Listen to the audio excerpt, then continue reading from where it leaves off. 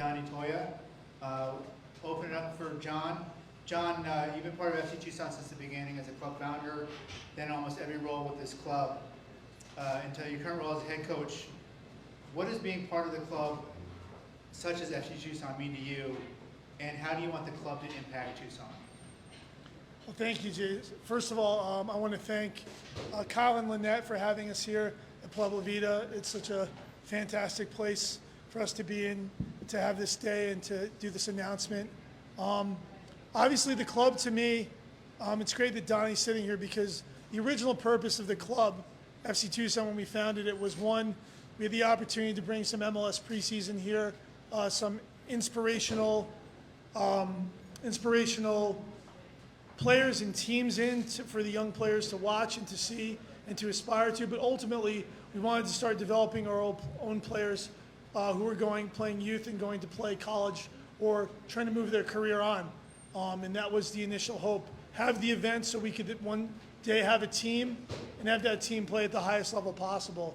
So obviously the club means a ton to me. We've been able to do a lot of things with the team, have a lot of opportunities out there for people to see games, to bring dollars into this community, to help grow the awareness of FC Tucson, to grow the awareness of Tucson as a soccer community, but it's an amazing city to visit, to be a part of.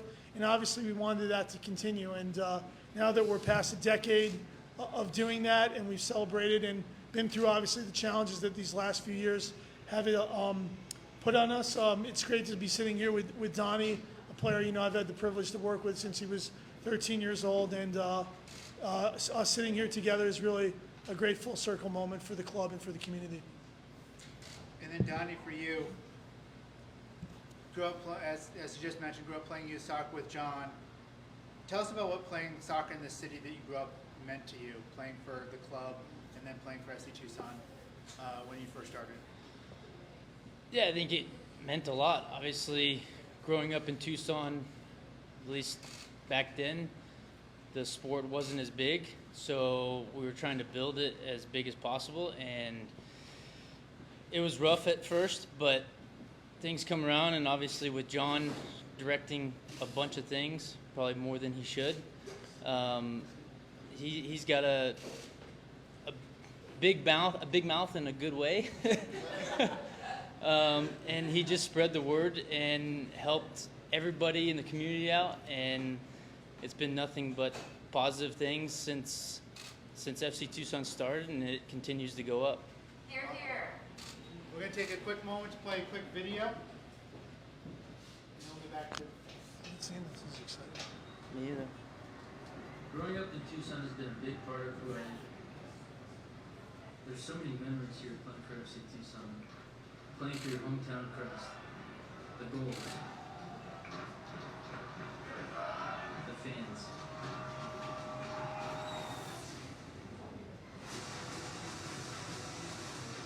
Home Tucson, let's run it back.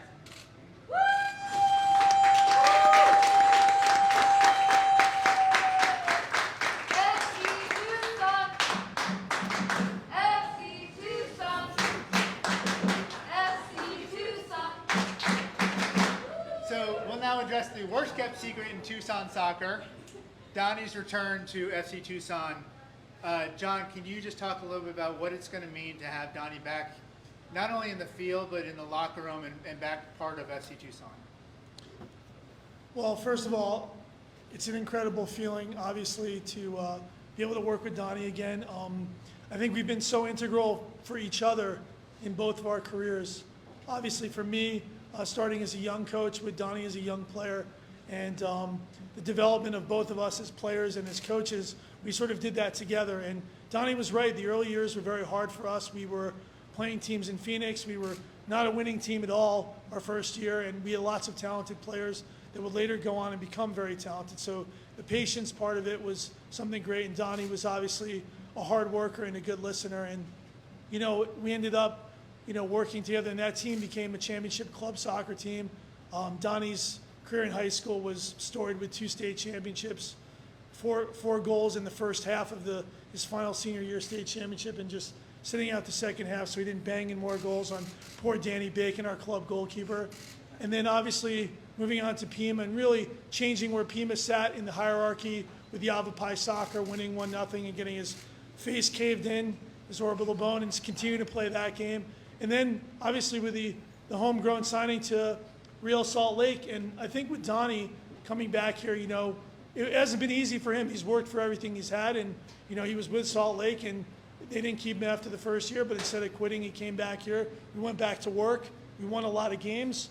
We went to Phoenix on a franchise and we used to talk about Donny was the great coach killer and the great franchise folder for a number of years. But again, his commitment, his dedication to playing and being somebody that was a great teammate and a great leader allowed him to have, a 10-year MLS career. And we watched that with a lot of joy. And as he grew his game, as we kept talking to each other, this opportunity came about because we're both in a position where we were trying to figure out how to make the best move for ourselves, and maybe there was something together to be done here. For me right now, I think Donny can obviously elevate our team with his leadership, with his quality of play, with his desire and his love for the city and understanding what the badge means. But obviously for me, Donny's got a lot more gas in the tank, so we're going to try to win a championship, win as many games as we can here as a tandem, as a group with the team here. But obviously I think he's an MLS level player. He still has gas in the tank. If that's the path we can move on, eventually that's what we'll do. But right now we're focused on obviously getting him on the field, winning as many games as we can, winning trophies here, and then we'll see where that goes. But for me, just great to have him out there. It's pure joy for me to work with somebody that understands how committed I am. And he's right. I'm a bit of a madman, but I'm committed to the players I have. I will work so that they can be successful, and I'll work so the team can be successful. And obviously right now we need to rise out of the position we're in very quickly, and I think he's the guy to help us do it. And Donny, same question almost to you. What does it mean to you to put on that FC Tucson jersey again? It's a great feeling. Obviously, had a long run in the MLS. Was very fortunate to be able to play for that long, and probably too many teams. But it's always good to be back home. Obviously, don't get to spend much time here during the off season. So now that we're finally here, and my wife and I we decided that we want to come back home and stay home. I can't wait to get excited or get ready to play. And I think, like Jon said, we want to win trophies. That's the most important thing, and team comes first no matter what. And whoever's out in the field, we got to put our best foot forward and give 100%. All right, we have a couple of media members. I'll put the question to them. James from the Arizona Daily Star. So for both of you, how did the deal come about that we approached you? How does that work? Well, I think obviously, Donny was in preseason with Portland. A number of coaches I have a great relationship. We were very optimistic about that, so we were discussing that, and it didn't come about. Donny and I discussed there were some obviously championship teams that had a very high level of interest, but Donny, understandably knowing his MLS quality, was, and obviously teams are always looking for players, especially a left back of his quality at that point. He had the opportunity with Cincinnati, and he was there for 2 weeks, and obviously felt like they had some depth there, and it wasn't a deal to be made. So I think the conversation with us was like, hey, I'm here. What can I do for the community? What can I do for the club? What do you think, Pearl? And for me, it was, Donny, I think you still got a lot of playing left to do. Do you want to still play? And the answer was yes. And I said, well, here's a plan I think we can come up with that will allow you to play right away, help our team, get you back fit, obviously, and to the level and really enjoying your football again. And, for me, wherever that takes us is what we decided. We're just going to work hard over these next months to win games for Tucson, and then any further decisions about what's best. So I would sign him to as long of a deal as until his body falls apart, because I know what he's going to put out there and what he brings to the table from a leadership and example standpoint, and understanding how fortunate it is for me to have the opportunity to coach professionally, for him to play. We never took these things for granted. We never started doing it with that expectation. We just did something we loved the best we could every day. So it came about because we've always talked, we've always supported each other, and obviously we're going to do that, wearing the same jersey now, and so it's a privilege to be back doing that. Donny, can you just talk about what brought about your conversation with Jon coming back? Yeah, I think he summed it up pretty well. few things didn't go my way during this off season or during this season for MLS. But like you said, I still got gas in the tank. 30 years young. They think that's old, but it's not, and I can go as long as until my legs fall off.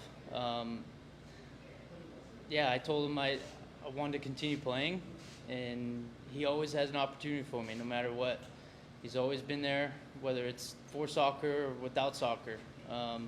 He's always keeping in touch. We're keeping in touch in general and making sure everybody's good, whether it's family or soccer. And that's just the way Jon is, and I can't wait to get back on the field. Ted? Yeah, I know in conversations that I've had with Jon over the last few weeks that defense hasn't necessarily been a problem on this team. So what role are you actually going to be playing? It's a great question. I don't know. I would like to say I like to play forward just because that brings back great memories from before, but I'll play anywhere he wants me to play except for goalkeeper. Yeah, Ted, it's a great question. I mean, obviously, in this league, it's key that you have players that are versatile. Obviously, we have a lineup. We have a team that does have players that can play different spots. Donny, obviously, for me is an all-league left back or left center back in this league, if that's what we need him to do. But also remembering he was the USL just about Rookie of the Year as an attacking player, and the start of his career was as one of the most prolific goal scorers. Now, for us right now, I think probably further up the field is going to be what serves us, but getting him on the field is the most important thing because, again, Donny can score goals in a number of ways. He can make runs from the outside back. He can play a left forward. He can play the 11. He can play the 9, and we're going to use him consistently where we see a mismatch or an advantage or where it's going to serve the team and him best. But I didn't sign him specifically. I feel very strong about our defending. Again, last game challenging, but we only get conceding 3 chances. We've got a lot of depth there, but we haven't been as devastating and clinical and fierce in the final third with that ferocity. And I think Donny can bring that to the group. And as soon as he's ready to do that, I think that's probably where we start to move him into the lineup. Ted? Yeah, you're going to be the most veteran person on the team. Is there a leadership role that Jonathan's expecting from you? Yeah, I think there's a leadership role just in the aspect of the experience I have, but also for myself, just being one of the older guys, or maybe the oldest one on the team. I'm not huge on pointing fingers, but the main thing is team comes first, and if something's going on and something needs to be addressed, I'm not going to be afraid to speak up and tell it how it is. I'd rather have honesty than beat around the bush, and like I said, team comes first, so we have to make sure that's priority. That way we can get results and bring home a trophy for Tucson. And so when do you think he might be able to get into the Yeah, I mean, I think, Donny was coming off of, a little bit of time off and then obviously a very minor injury, but he's trained fully all week. We've kept him a little bit out just to be protective in these first moments. Really next week, we're looking for a lot of progress. I mean, I don't want to speculate, but it's going to be in the short term. We're not talking a month. We're talking, we're talking weeks and hopefully less than that. I'm hoping for a great week of training, and I will certainly look to use him as soon as possible. And if that starts as a substitute attacking role, that's what it'll be. But ultimately, Donny's going to be able to say where his body's at. But the important thing is that we have him down the stretch run. I mean, we definitely want to bring it out. We're obviously in a position where we want to score goals and turn our fortunes. But, like I said, the team right now in first place has 4 wins and we have 2 wins. There's a lot of season left. It's very much like the MLS. You just need to be in the top 6. And once you enter that playoff run, it's 3 games to win it. It's not even 4 or 5. So I'm going to do what's best for the team overall and what's best for Donny to contribute to that team. So Donny's going to be impatient, but I will not be moved by that. I'll be moved by what the data is showing us, what his capacity is, so that he can be there in September and October when those key games happen, at playing full 90 minutes and making the difference. Gentlemen, thank you very much. I appreciate your time today. Thank you everyone for being out here. Really appreciate it. Thank you.